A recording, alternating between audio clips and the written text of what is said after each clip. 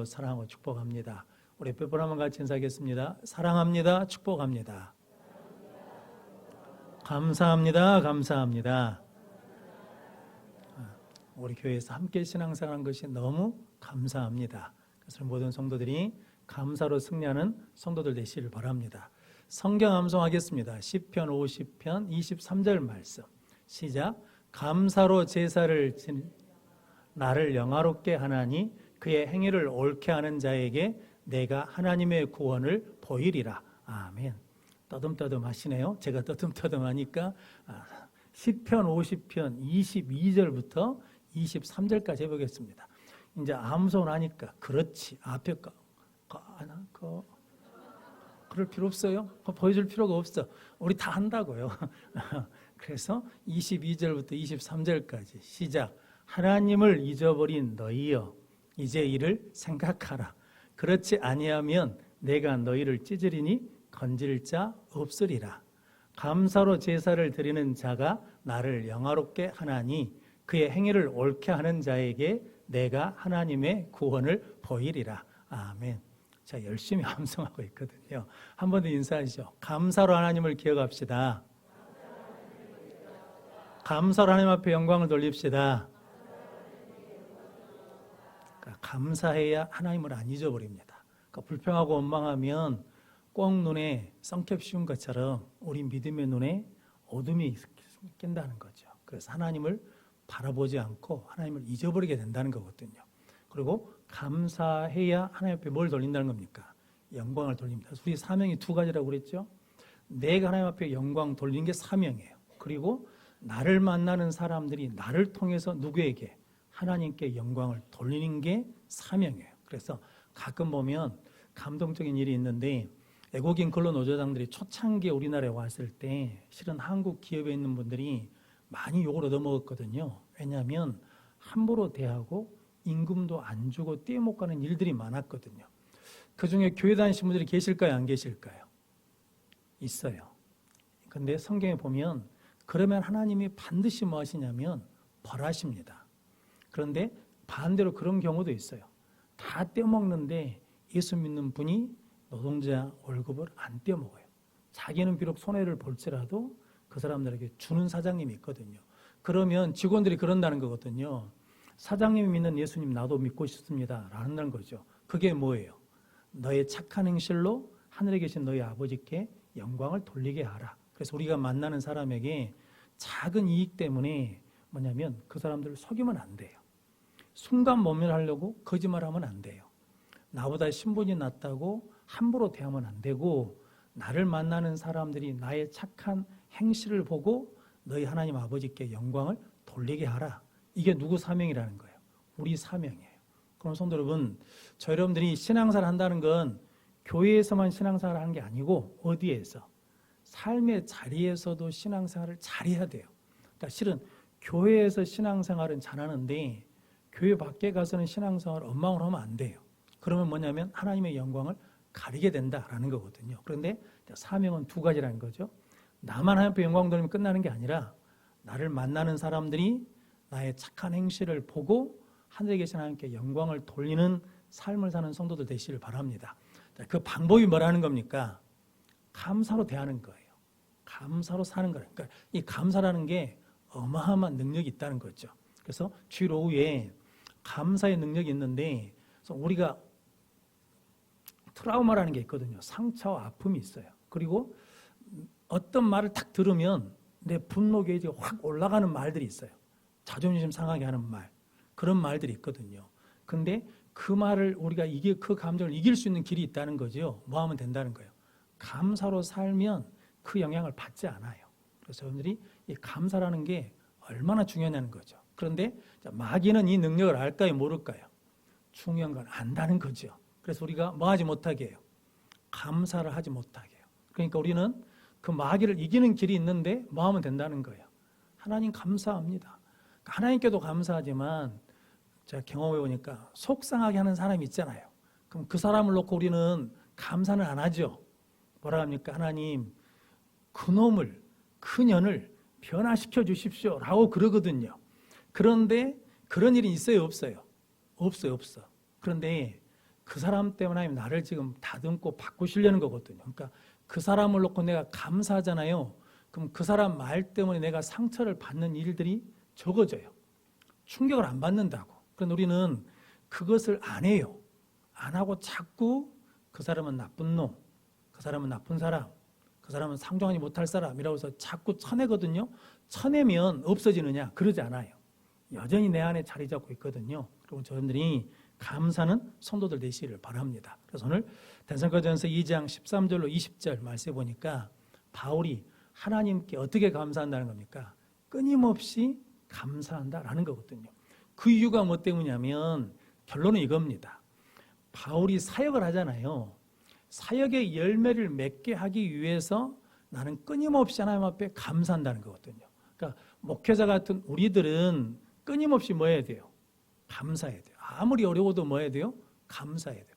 근데 목회자만 그러느냐? 그러지 않죠. 성도들도 사명자잖아요. 성도들도 사역자거든요. 그러니까 성도들도 끊임없이 뭐 해야 된다는 거예요? 감사해야 돼요. 자, 복습을 하자 그러면 1장에 바울이 데살로니가 교회에 대해서 어떻게 했어요? 바울은 항상 먼저 뭐 합니까? 축복해요. 그리고 감사해요. 그리고 기도해요. 그리고 그 기도를 통해서 기뻐한다는 거죠. 왜냐하면 데살로니가 교회가 3조밖에 말씀을 전하지 않았는데 바울이 떠났어도 그 말씀은 살아있어서 무엇을 이뤘다는 겁니까? 교회를 이루었어요. 그리고 데살로니가 교회에 뭐가 있는데? 고난과 핍박이 있는데 믿음을 버리지 않고 믿음을 뭐하고 있었다는 거예요? 지키고 있었어요. 그래서 너희들은 이 마게도냐 지역에, 아가야 지역에 있는 많은 사람들에게 본이 되는 교회다. 그래서 뭐가 있냐면 믿음의 역사가 있고 사랑의 소고가 있고 소망의 인내가 있다. 그리고 4절 말씀에 보니까 뭐라고 했냐면 능력과 성령과 큰 확신이 있다. 능력은 뭐라고 그랬습니까? 영접하는 자, 그 이름을 믿는 자들에게는 하나님의 자녀가 되는 뭘 주셨어요? 권세, 능력을 주셨어요. 그러니까 우리가 예수를 믿으면 뭐가 바뀌어요? 신분이 바뀌어. 이제 죄인이 뭐가 됐다는 겁니까? 의인이 됐어. 근데 신분만 바뀌었지 수준은 안 바뀌었어요. 그러니까 수준은 여전히 뭐예요? 신분은 의인인데 마치 누구처럼 행동하는 거예요. 누구처럼 말하는 거예요? 죄인처럼 행동하고 죄인처럼 말한단 말이죠. 근데 그 수준을 변화시키는 능력이 누구한테 있다는 겁니까? 성령님께서 그 신분에 맞게 우리의 수준을 변화시켜 주셨다라는 거죠. 그래서 뭘 주냐면 큰 확신을 주신다는 거예요. 끊임없이 하나님 나를 변화시키셔서 온전한 자로 만들어주시고 구원해 주실 것이다 라고 하는 확신을 갖게 했다라는 거죠. 그래서 믿음의 본이 되는 교회였는데 바울이 말한 첫 번째가 뭡니까? 너희들은 하나님의 말씀을 받을 때 어떻게 받아요? 기쁨으로 받아. 오늘도 똑같이 이야기하는 거거든요. 그리고 우상을 버리고 하나님만 섬겨요. 그리고 종말 신앙이 있어. 끝이 있는 걸 안다고요. 성도 여러분, 이게 모세가 고백했거든요. 우리의 날 기회수와는 뭘 달라는 거예요? 지혜를 달라는 거죠. 강건하면 사람이 70이고 강건하면 80. 100세까지 산다는데 100세 시대라고 그러지 않습니까? 근데 뉴스에 보면 그렇게 산 분이 많잖아요. 보험회사에서 보험 팔려고 지금 100세라고 그러는 거거든요. 그러니까 100세까지 사는 분들이 많지 않아. 그러니까 우리가 만약에 80세, 90세라 그러면 이제 우리나라 개수가 되죠. 저 같으면 몇 년 남았겠습니까? 많으면 20년, 30년 남은 거예요. 많아요, 적어요? 많지. 근데 지나고 보면, 계산해 보면 얼마 안 돼. 큰일 났어요. 근데 저보다 나이가 많으신 우리 어머니는 80이시거든요. 그럼 몇 년 남은 거예요? 길면 10년. 그러니까 우리의 날 뭐 할 줄 알아야 돼요? 계수할 줄 알아요. 근데 우리는 죽음은 남의 이야기인 줄 알아요. 나하고는 상관없는 이야기인 줄 알아. 그런데 그러지 않다는 거죠. 그러니까 이 종말신앙인 게 뭐냐면 하나님 앞에 갈 때가 있다는 걸 알고 그때를 뭐 하는 거예요? 준비하는 거예요. 그래서 데살로니가 교회는 그 믿음으로 살았다라는 거죠. 그리고 이제 바울이 사역하는 이유가 있죠. 빌립보에서 그렇게 고난을 받았는데도 하나님을 힘입어 복음을 전하는 것은 데살로니가 성도들이 어떻게 하기 위해서 하나님께 합당한 사람으로 세우도록 하기 위해서 했다라는 거거든요. 그래서 뭐 하지 않아요? 탐심을 버렸다는 거예요. 성도 여러분, 신앙생활하면서 가장 큰 유혹, 그러니까 실은 목회자에게 가장 큰 유혹이 하나 있는데 그게 뭐겠습니까? 돈이요, 돈. 돈을 싫어하는 사람이 있을까요, 없을까요?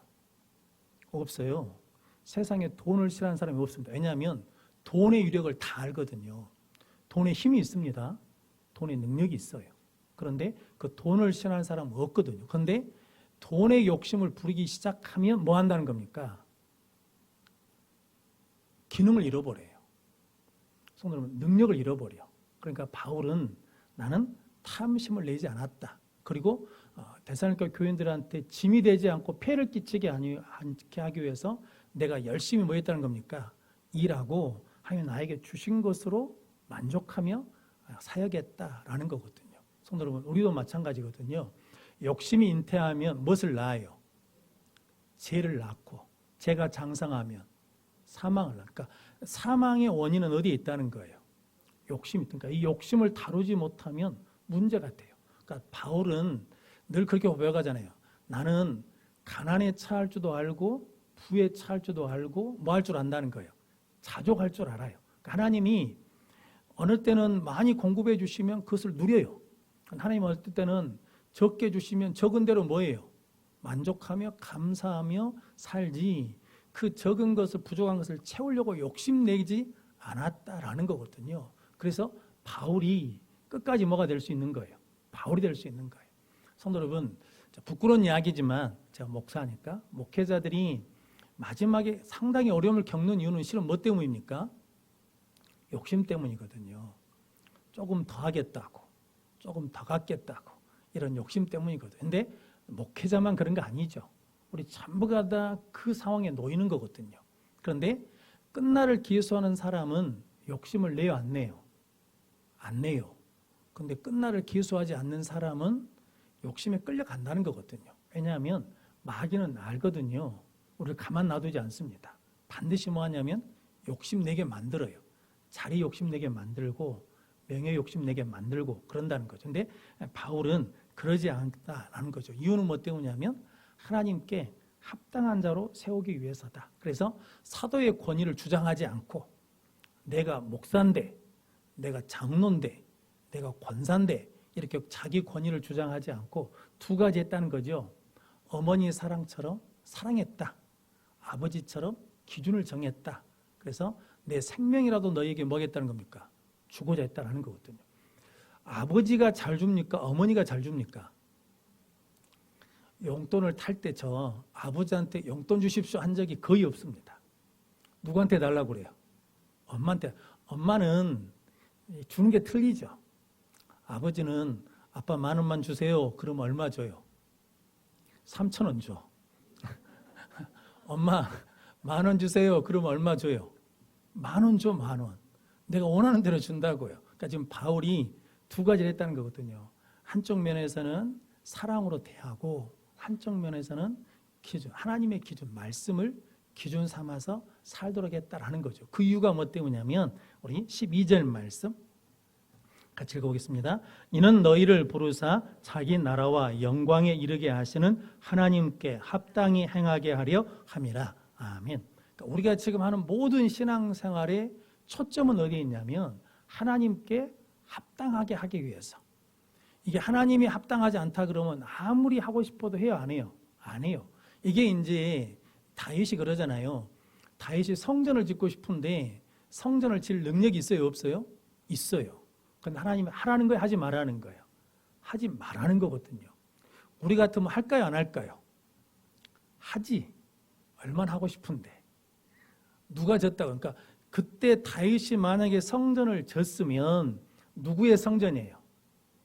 다윗의 성전. 근데 누가 성전을 졌다고 그런 거예요? 솔로몬의 성전이잖아요. 이게 엄청 틀린 거잖아요.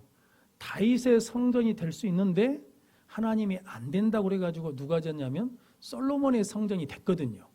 근데 다윗이 만약에 내가 할 수 있는데 해버렸다 그러면 다윗은 하나님 마음에 합한 사람이 안 되는 거잖아요. 근데 다윗은 하나님께 맞추는 거죠. 내가 하고 싶다고 해서 하는 게 아니라 하나님이 하라고 그러시면 하고 하지 말라고 하면 안 하고, 이게 말같이 쉬운 일이 아니잖아요. 이게 굉장한 거거든요. 근데 그 이유는 뭐 때문이냐면 다윗은 항상 하나님께 합당하게 행하는 것이 목표였어요. 그러니까 사울 왕을 죽이지 않는 것도 누가 기뻐하지 않으시니까, 하나님이 기뻐하지 않으시니까. 그러니까 항상 누구로 결정하는 거예요? 나로 결정하는 게 아니라 하나님으로 결정하는 거죠. 그러니까 바울이 사역하는 목적도, 이렇게 한 목적도 뭐냐면 데살로니가 교인들이 하나님께 합당하게 행하도록 하기 위해서 했다라는 거죠. 그러니까 제가 목회하는 것도, 우리 장로님들이 섬겨주시는 것도, 성도들이 교회에서 신앙생활 하는 것도 전부 다 뭐에 맞으면, 하나님께 합당하게 행하게 맞아지면 거기 뭐가 나타나요? 하나님의 능력이 나타날 줄로 믿습니다. 여러분들이 그런 복된 삶을 사는 성도들 되시기를 바랍니다. 그래서 오늘 13절부터 22절까지 말씀은 바울이 하나님께 끊임없이 감사한 게 있어요. 그 이유는 뭐 때문이냐면 사역에 완성시키기 위해서, 사역의 열매를 맺기 위해서거든요. 첫 번째가 뭐냐면 말씀을 하나님의 말씀으로 받아줘서 감사하다라는 거거든요. 13절 말씀 같이 읽겠습니다. 이러므로 우리가 하나님께 끊임없이 감사함은 너희가 우리에게 들은 바 하나님의 말씀을 받을 때 사람의 말로 받지 아니하고 하나님의 말씀으로 받음이니 진실로 그러하도다. 이 말씀이 또한 너희 믿는 자 가운데에서 역사하느니라. 아멘. 그러니까 바울은 참 감사한 게 있어요. 그게 뭐냐면 데살로니가 교인들이 말씀을 받을 때 뭘로 받았다는 거예요.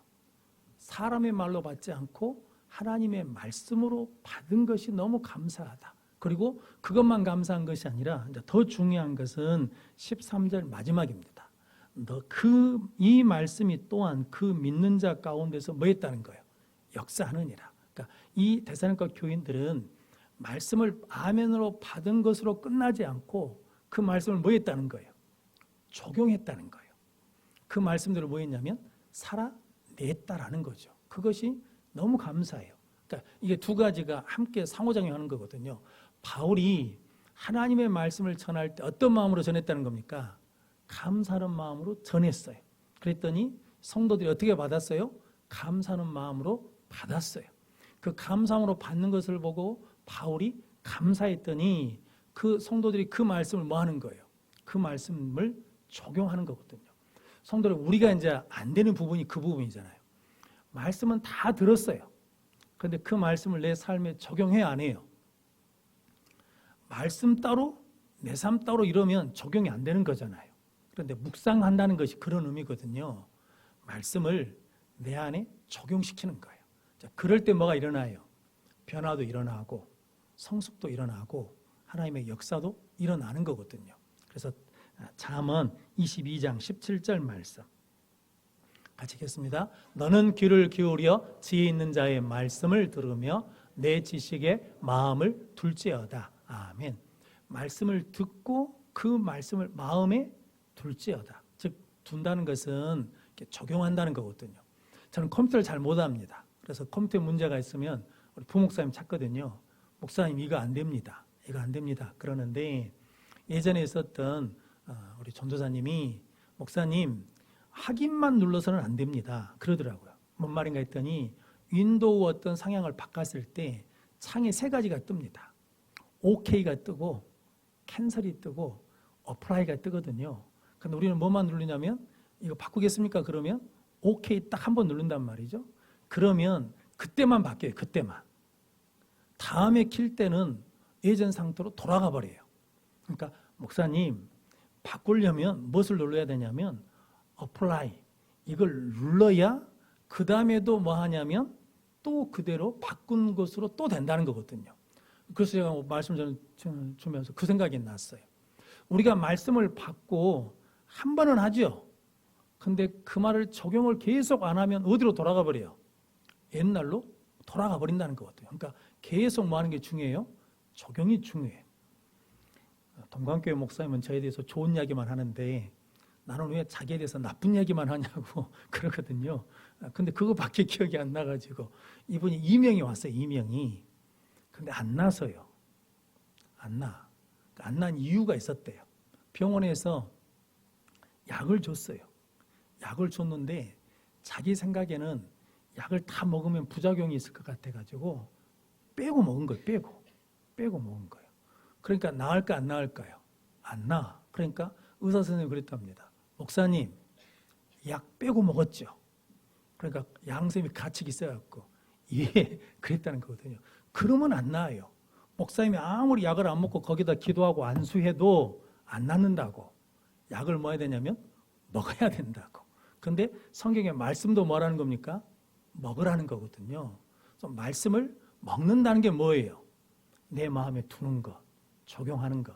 이게 없으면 안 된다라는 거거든요. 근데 말씀의 능력이 있습니다. 시편 19편 7절 8절 말씀에 보면 여호와의 말씀은 완전하여 영혼을 뭐하고 소생시키고 여호와의 증거는 확실하여 우둔한 자를 지혜롭게 하고 여호와의 교훈은 정직하여 마음을 기쁘게 하고 여호와의 계명은 순결하여 눈을 밝게 하도다. 그러니까 하나님의 말씀이 내 안에 들어와 적용돼야 영혼이 살아요. 하나님의 말씀이 내 안에 들어와 적용돼야 지혜로운 자가 돼요. 우리는 우둔한 자거든요. 미련한 자예요. 누구에 대해서? 하나님에 대해서. 세상에 대해서는 똑똑할지 몰라도 하나님에 대해서는 우둔한 자거든요. 근데 말씀이 들어와야 지혜로운 자가 되고 말씀이 들어와야 마음이 깊어지고 말씀이 들어와야 눈이 밝아진다라는 거거든요. 그러니까 말씀을 뭐 해야 된다는 거예요. 하나님의 말씀으로 받았어요. 근데 그 말씀대로 뭐 했다는 겁니까? 살아냈다, 적용했다라는 거거든요. 그렇게 한 교회가 갈라디아 교회입니다. 갈라디아서 4장 14절 말씀 같이 읽겠습니다. 너희를 시험하는 것이 내 육체에 있으되 이것을 너희가 없인 여기지도 아니하며 버리지도 아니하고 오직 나를 하나님의 천사와 같이 또는 그리스도 예수와 같이 영접하였도다. 아멘. 그러니까 갈라디아 교인들은 바울의 외모, 병 이런 것 가지고 판단하지 않고 그 말씀 그대로 뭐 했다는 겁니까? 예수를 영접하는 것처럼 말씀을 받았어요. 그 말씀대로 살아냈어요. 그래서 갈라디아 교회가 됐거든요. 그런데 고린도 교회는 은사를 엄청 많이 받은 교회거든요. 근데 문제가 많아요. 왜 그러냐면 고린도후서 10장 10절로 11절 말씀 같이 읽겠습니다. 그들의 말이 그의 편지들은 무게가 있고 힘이 있으나 그가 몸으로 대할 때는 약하고 그 말도 시원하지 않다 하니 이런 사람은 우리가 떠나 있을 때 편지들로 말하는 것과 함께 있을 때 행하는 일이 같은 것임을 알지라. 아멘. 그러니까 고린도 교회는 하나님의 말씀을 안 받는다는 거죠. 적용을 안 해요. 무엇은 많은데 은사는 많아요. 그런데 실은 고린도 전서, 고린도 후서 읽으면 교회가 여러 가지 문제가 있잖아요. 파벌이 나눠지고 막 이런단 말이죠. 그 이유는 뭐 때문이냐면 하나님의 말씀을 받지 않아요. 왜냐하면 바울 편지 봤을 때는 편지 힘이 있던데 직접 보니까 야 볼품이 없더라, 병들었더라 이러면서 안 받는다는 거거든요. 우리도 그럴 때가 있잖아요. 어떤 설교를 들을 때 저 사람은 안 돼. 그러면서 안 받는 경우가 있다. 근데 누가 손해보는 거예요? 내가 손해보는 거예요. 그래서 히브리서 4장 2절 말씀 같이 읽겠습니다. 그들과 같이 우리도 복음 전함을 받은 자이나 들은 바 그 말씀이 그들에게 유익하지 못한 것은 듣는 자가 믿음과 결부시키지 아니함이라. 아멘. 말씀을 듣는 것이 중요한 것이 아니라 그 들은 말씀이 믿음과 뭐 해야 돼요? 결부가 돼야 돼요. 믿음과 결부되려면 오늘 13절 말씀 한 번 더 같이 읽겠습니다. 이러므로 우리가 하나님께 끊임없이 감사함은 너희가 우리에게 들은 바 하나님의 말씀을 받을 때 사람의 말로 받지 아니하고 하나님의 말씀으로 받음이니 진실로 그러하도다. 이 말씀이 또한 너희 믿는 자 가운데에서 역사하느니라. 아멘. 말씀을 하나님의 말씀으로 받고 그 말씀을 적용했더니 그 말씀이 뭐가 나타났답니까? 역사가 나타났다라고 말씀합니다. 저 여러분들이 감사로 말씀을 받으면 이런 은혜가 있을 줄로 믿습니다. 그래서 말씀을 듣는 것도 중요한데 듣고 그 말씀을 적용하는 자리까지 나가야 우리의 삶이 예전으로 안 돌아간다는 거죠. 안 그러면 다시 예전으로 돌아가고 신앙생활을 오래 했는데 옛 모습 그대로 있다 그러면 문제잖아요. 그런데 말씀을 듣고 적용하면 계속해서 성장해가고 변화되는 역사가 우리 가운데 일어날 줄로 믿습니다. 두 번째 감사한 것은 고난 가운데 믿음을 지킨 것이 감사하다는 거죠. 14절 말씀 같이 읽겠습니다. 형제들아 너희가 그리스도 예수 안에서 유대에 있는 하나님의 교회들을 본받은 자 되었으니 그들이 유대인들에게 고난을 받음과 같이 너희도 너희 동족에게서 동일한 고난을 받았느니라. 아멘. 막 선지자 죽이고 교인들 죽이고 막 이래도 믿음 뭐 했다는 겁니까? 지켰어요. 고난 때문에 무너지지 않고 고난 가운데도 이겼다라는 거거든요. 그래서 오늘은 우리 교회 다니신 분들이 한국교회, 우리나라가 전통 무속신앙 기반에 있는 나라다 보니까 교회에도 무속신앙이 들어왔어요. 그래서 하나님께 이렇게 하면 하나님 어떻게 해주셔야 돼요? 이렇게 해주셔야 돼. 그런데 성경이 그러면 문제가 된다고 그랬죠. 왜냐하면 하나님은 누구시고 창조주이시고 우리가 피조물이잖아요. 그럼 우리가 누구의 지배를 받아야 돼? 창조자의 지배를 받아야 되는데 신앙생활이 애곡되기 시작하면 어떻게 되냐면 내가 하나님을 통제하고 하나님을 다스릴 수 있게 만든단 말이죠.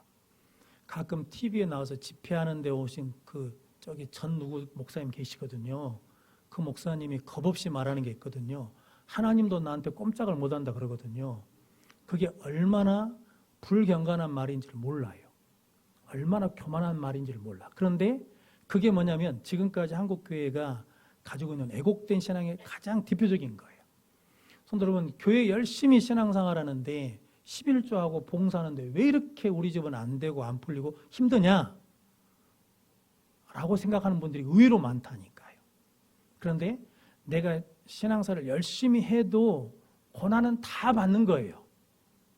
나만 고난 받는 게 아니에요. 나만 힘든 게 아니에요.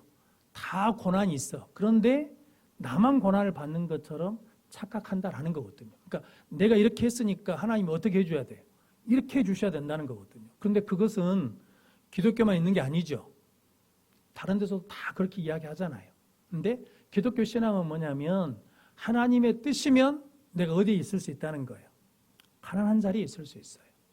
하나님의 뜻이면 하나님의 계획하시면 그러면 내가 아픈 자리에도 있을 수 있어요.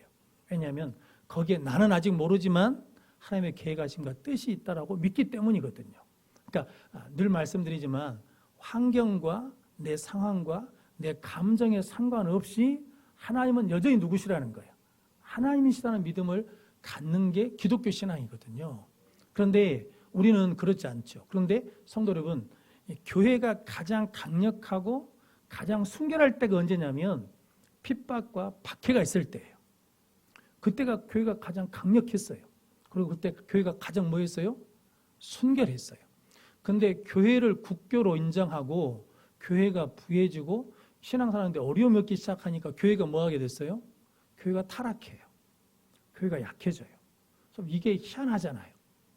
원래 핍박과 고난이 있으면 교회가 뭐 해져야 돼요? 약해져야 되잖아요. 그런데 핍박과 고난이 있으면 교회는 더 강력해져요. 지금 중국에는 선교사들이 거의 없거든요. 시진핑이라는 그 중국 주석이 다 쫓아냈거든요. 그러면 교회가 문을 닫을 줄 알았어요. 근데 문이 닫아졌을까요? 안 닫아져요. 일반 성도들이 말씀을 전하면서 교회를 지켜요. 이게 희한하죠. 탈북자들 말에 의하면 북한에도 교회가 있다는 거거든요. 탈북자들 말에 의하면 북한에서도 전도가 될까요? 안 될까요? 우리 생각 안 될 것 같잖아요. 근데 전도를 한대요. 이게 기가 막힌 일이잖아요. 그러니까 교회는 박해가 있다고 해서 고난이 있다고 해서 핍박이 있다고 해서 무너지지 않아요. 아니면 그때는 알곡과 쭉정이가 구별돼 가지고 알곡 신자들이 누구만 붙으니까 주 예수만 붙으니까 성도분 그러면 예수님 말씀하신 대로 하나님의 교회는 예수님의 교회는 음부의 권사가 이겨요 못 이겨요? 못 이겨요. 우리나라도 일제시대 때 우리 기독교 인구가 몇 프로밖에 안 됐다는 거예요. 3%요. 3%밖에 안 됐는데 독립운동에 가장 선봉에 선 사람들이 누구예요? 기독교인들. 6.25 때 그렇게 공산군들이 교회 성도들을 죽이고 교회를 불살랐는데도 교회가 없어져요? 안 없어져요? 안 없어져요. 근데 성도님 지금은 신앙생활하는데 어려움이 있어요? 없어요? 없어요. 그런데 교회는 어떻게 됐어요? 점점 하얀 곡선이에요. 그러니까 이게 뭐냐면 고난은 믿음이 없기 때문에 오는 게 아니에요. 고난은 내가 잘못이 있기 때문에 오는 게 아니라고요. 그런 경우도 있을지만 그게 보편적인 게 아니에요. 근데 우리는 고난이 오면 부끄러워해요. 마치 내가 믿음이 없어서 그런 줄 알고. 그런데 성경이 그렇지 않죠. 로마서 8장 17절 18절 말씀 같이 읽겠습니다. 자녀이면 또한 상속자 곧 하나님의 상속자요 그리스도와 함께한 상속자니 우리가 그와 함께 영광을 받기 위하여 고난도 함께 받아야 할 것이니라.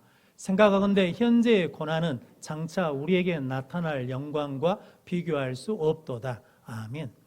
예수와 함께 영광을 받는 상속자가 되면 영광을 받으려면 뭣도 받아야 된다는 거예요.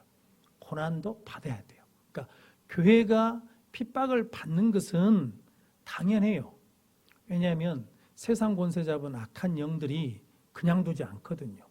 그럼 성도 여러분, 신앙생활하면서 고난이 왔다 그러면 그때 뭐 해야 돼요? 감사해야 돼요. 하나님, 내가 감당할 수 있어서 나한테 주신 줄로 믿고 감사합니다.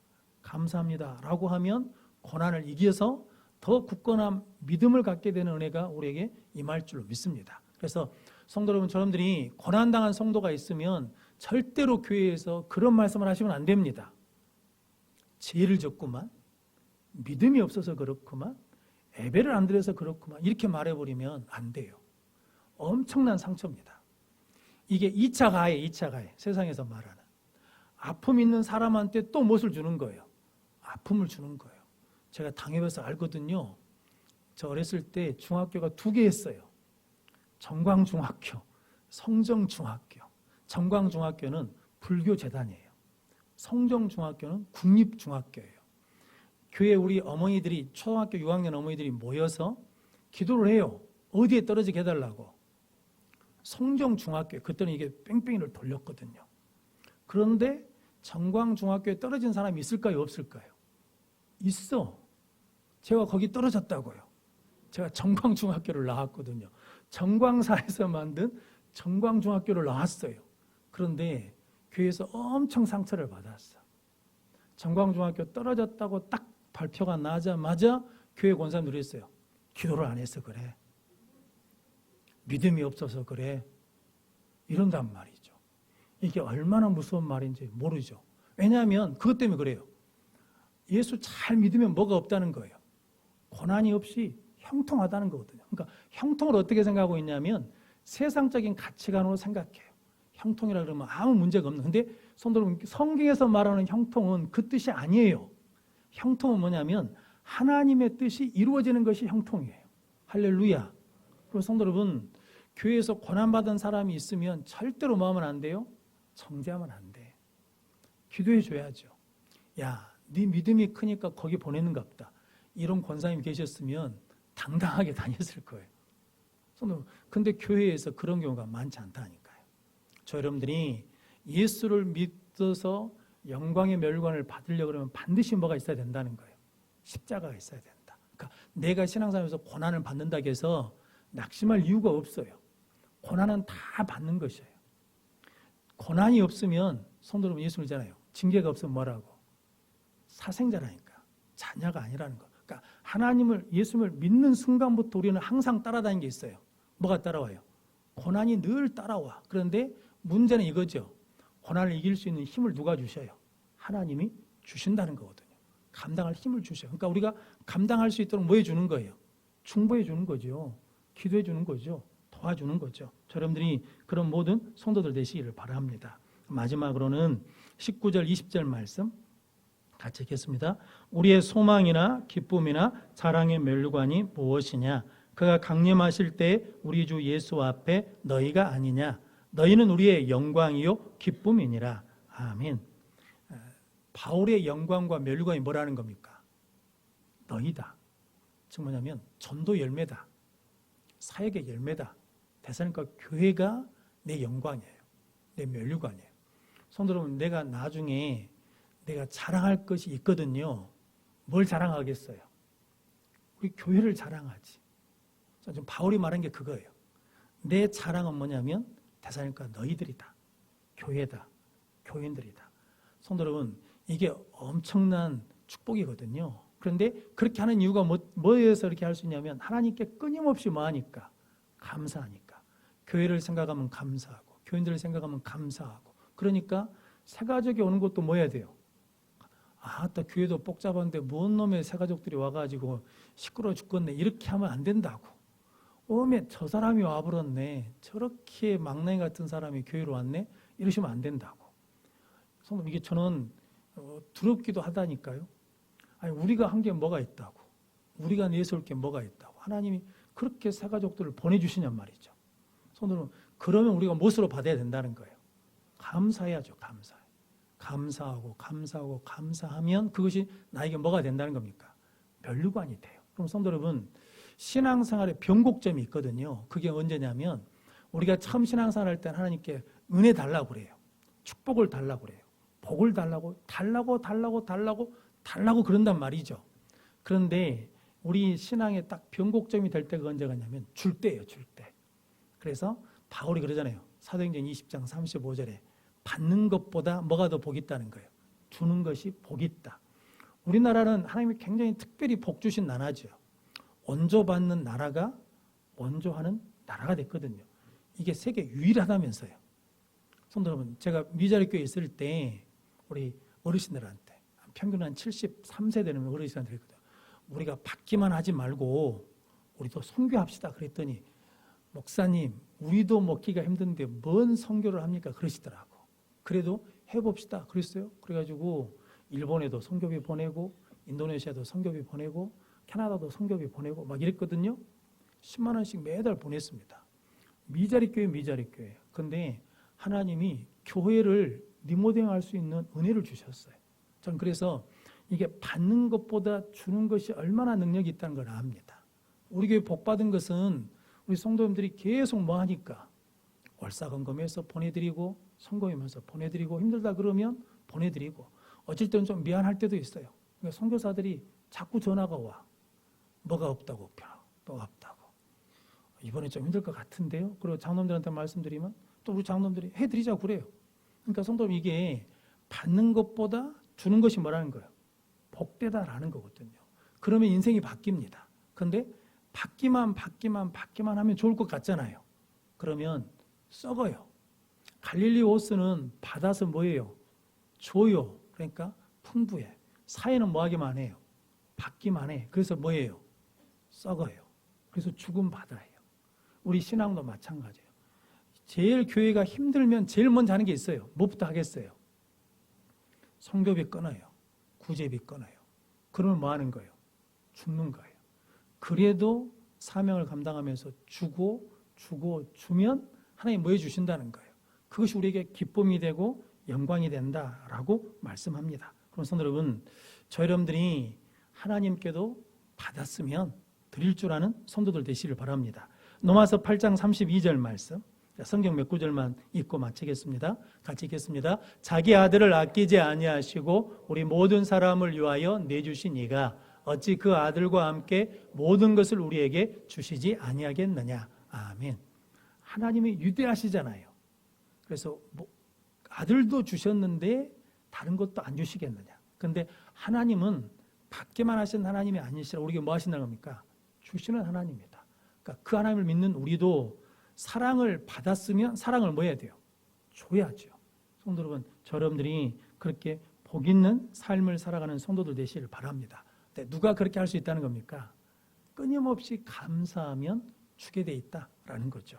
그래서 저 여러분들이 멸류관이, 성경에 나오는 멸류관이 몇 가지 있는데 디모데후서 4장 7절로 8절 말씀 같이 읽겠습니다. 나는 선한 싸움을 싸우고 나의 달려갈 길을 마치고 믿음을 지켰으니 이제 후로는 나를 위하여 의의 멸류관이 예비되었으므로 주곧 의로우신 재판장이 그날에 내게 주실 것이며 내게만 아니라 주의 나타나심을 사모하는 모든 자에게도니라. 아멘. 믿음 지키면 의의 멸류관을 받습니다. 그리고 야고보서 1장 12절 말씀 같이 읽겠습니다. 시험을 참는 자는 복이 있나니 이는 시련을 견디어낸 자가 주께서 자기를 사랑하는 자들에게 약속하신 생명의 멸류관을 얻을 것이기 때문이라. 아멘.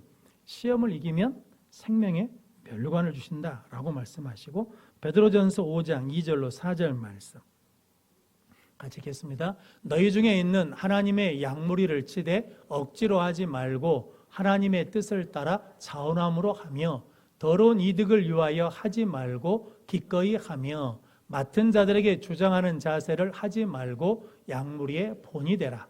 그리하면 목자장이 나타나실 때 시들지 아니하는 영광의 칸을 얻으리라. 아멘.